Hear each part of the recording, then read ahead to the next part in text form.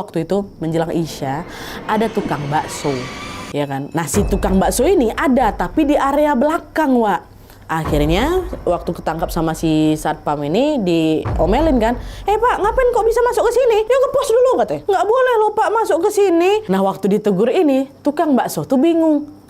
Emang nggak boleh masuk ya Pak? Nggak boleh. Siapa yang izinin Bapak masuk sampai sini? Nah di situ si tukang bakso nunjuk ke arah pos 6. Itu loh Pak, tadi saya diizinin sama petugas yang jaga di pos itu. Dia juga sempat beli bakso saya, katanya. Hah? Di mana? Itu di pos 6. Waktu ngomong kayak gitu, nih security yang komplain saling pandang lah kan.